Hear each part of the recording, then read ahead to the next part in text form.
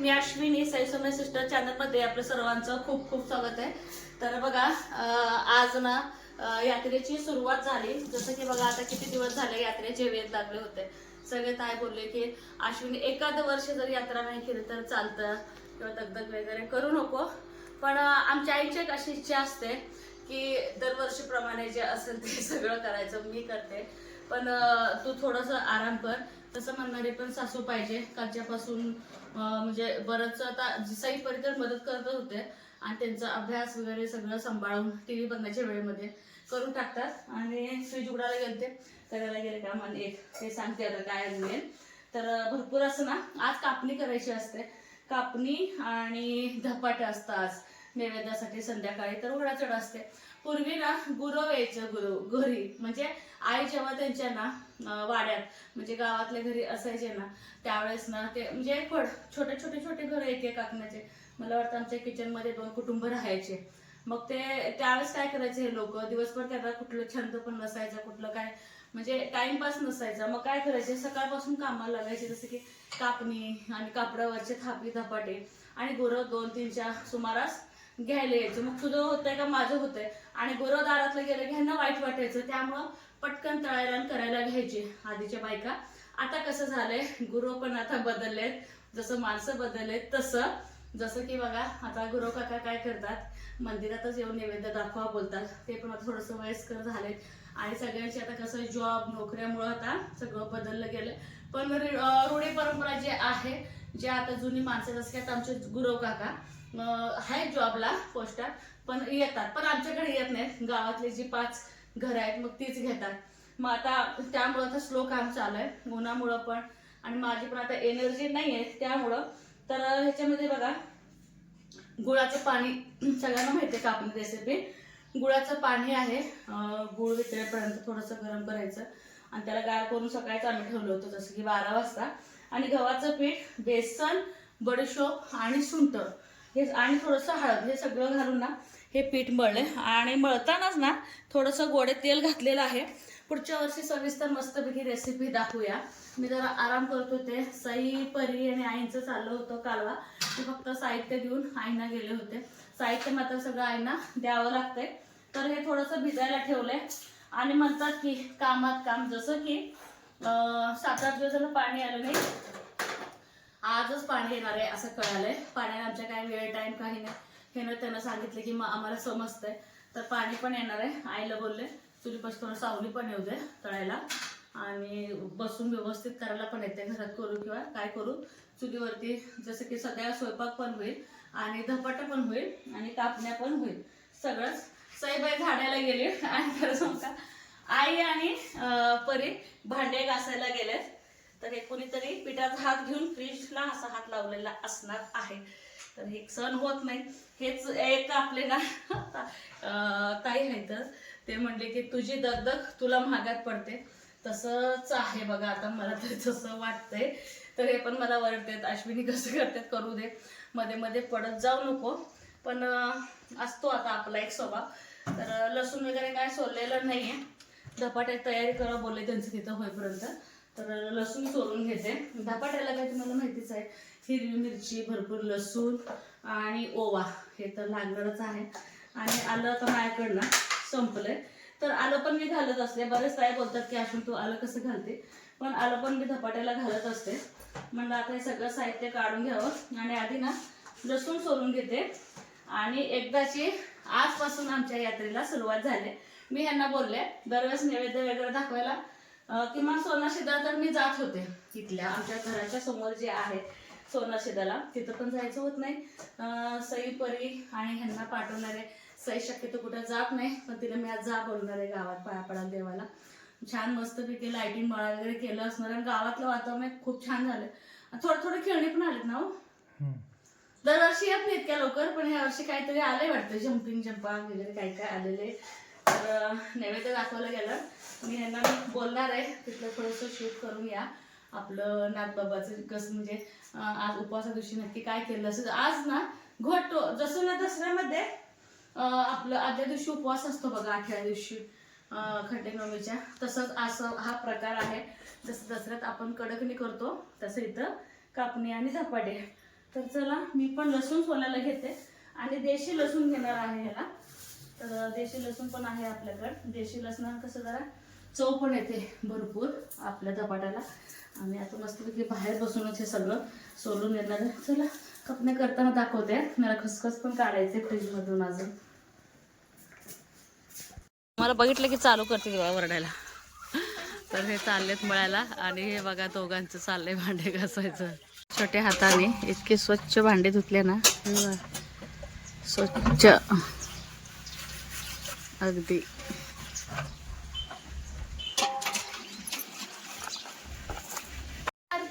कशाचं? आणि इथं ना टीम लागले कामाला. तर दोघी पण, आजीला पण नाही धडाईला पण नाही. तर दोघी लाठायला लागलेत. तर आई गोळं करून देतात आणि मी ह्यांना सगळं साहित्य आणून दिलं आणि खलबत्त्यामध्ये चेचलं ते सगळं पूर्ण तेल लावून लावून पीठ. आणि वरून आई लागेल तसं खसखस टाकतात. एकदा आजी फसलेली खसखस खसखस आहे मग तांदळाचं पीठ आणलेली आजी. वरीचं ना? हा. कुठे गेलते का? रामेश्वरला. 200 रुपयाला खसखस आहे. 1 किलो फसवते. 200 रुपयाला 1 किलो खसखस है ना? 200 रुपयाला, हीच 100 रुपयाला. अरे बाबा लय महाग आहे खसखस. 1000 रुपये किलो असेल 100-150 ही. खसखस. 1000 रुपये किलो असेल आई. खसखस 1000 रुपये किलो असेल. आणि 200ला म्हणून आम्ही आणली त्यात सगळी. त्यामुळं तर तुम्ही फसलाय.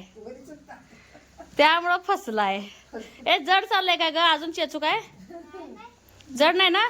काल परवा युजूच आहे म्हणते खसखस म्हणून आपण नाही नाही, तसं फसवणूक झाल्याशिवाय पण माणूस सुधरत नाही आई. वरीस तांदूळ घालून रवा परत पारखून घेते. पारकून घेते. म्हणून आपलं आहे तसं घ्यायचं. हा. आणि मी ह्यांना लागलंच मशीन काढून घेतली ह्याची. काय हे नारळ सोलायचे. उद्या नारळ लागते देवाला. उद्या नैवेद्य दाखवला का नैवेद्य गेला आमचा मानाचा. चालते ना? आता चालते. उद्यापासून चालते नाथबाबाला, सोनार सिद्धाला. हा बस बस सोन बरोबर लाटल्या. एवढं कापायचं. थांब आजी कसं सांगतेस कर. पोरी काय खाली बसू दे नाही त्या. माहिती आहे त्यांना. माहिती असू दे, सांगू दे. तसं नाही. बसू घ्यायचं का पायरीवर? कानाच्या गात ना पोरीनो. ऐक. हा पुढच्या बसायचं नाही. नको राहू द्या. धपाटच तयार चालू आहे. सगळं बारीक केलं मी. वा वा वा वा मस्त सेफ. परी बरोबर आहे तुझं पण. बास लय पातळ होऊन जाईल. मोठं झालं की आजी ते. त्याला कर थोडं छोटं. चेचल्यामुळं पीठ मऊ झालं बघा आई. आई हे हो. कापू का? ह्याचं पण कापू. काप की किती मेहनत आहे ना ते लाटा लागते. परी मेहनत लागते का नाही? मी लाटून देते मग सांगते तुम्ही कापा म्हटलं तर आवरतंय ग पटापटा.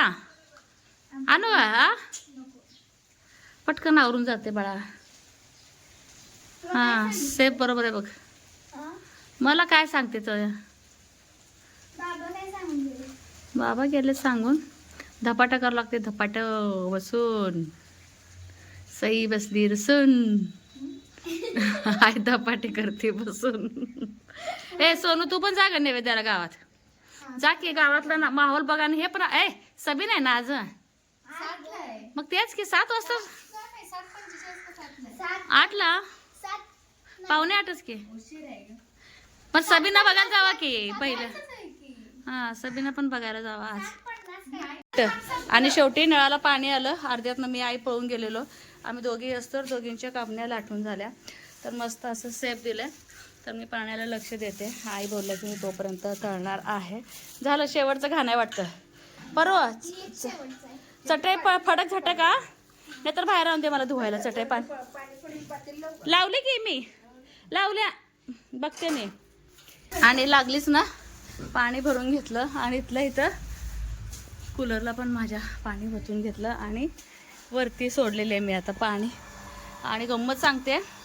पाण्याला जेव्हा नळ चालू केले काय म्हणतात त्याला मोटर इतकी घाबरले ना. फक्त दिवशी असा आवाज आला तर पाल अडकली होती. जाम काढलं कसं तरी. आणि आता वरती सोडले मी पाणी. पळत आलाय तो. लावली का दरवाजा? अजून 2 चप्पल घालून ये. तर इथं पाणी आले. तर भरायचं चालू आहे.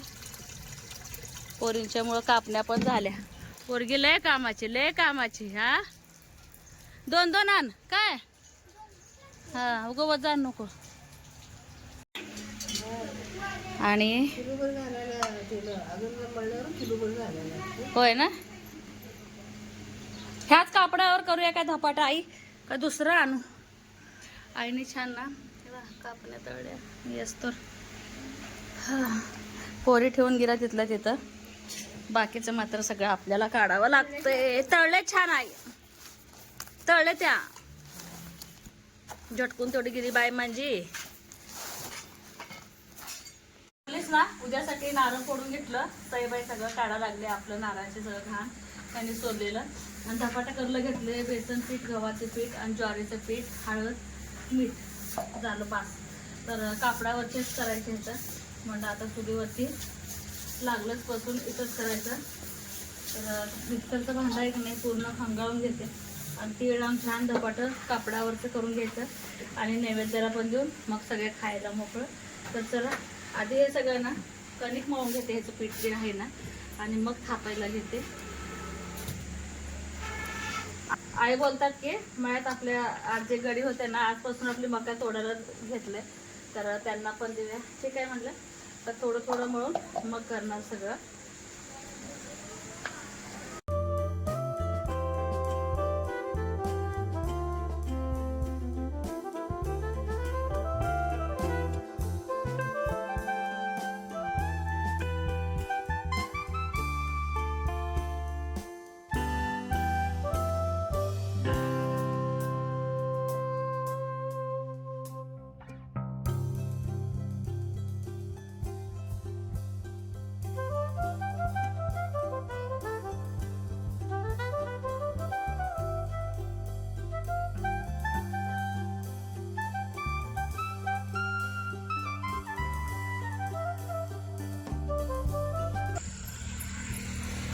हा हे सोनार सीताचं मंदिर.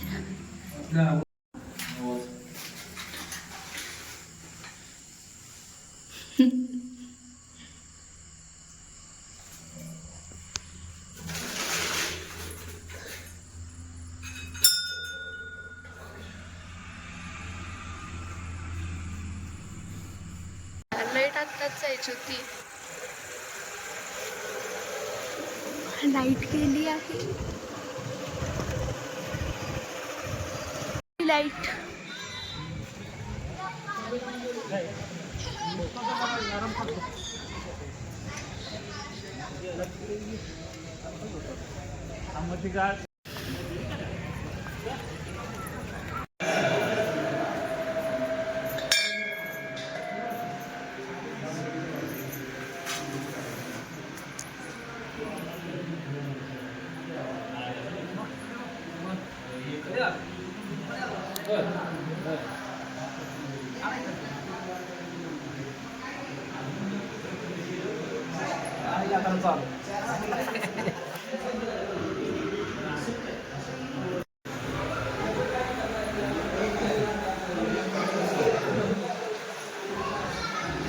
ही पालखी.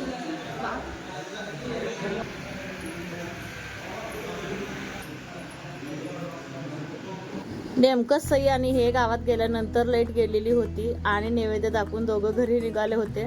आणि आजपासून सकाळ संध्याकाळ 5 दिवस मानकऱ्यासोबत ना तर सबीना निघतो. सबीना निघायच्या अगोदरची जी रूढी परंपरा आहेत ना खूप छान आहेत. प्रत्येकांना काहीतरी काही जबाबदारी आहे. तर बघाच अशा पद्धतीने सबीना निघतो 5 दिवस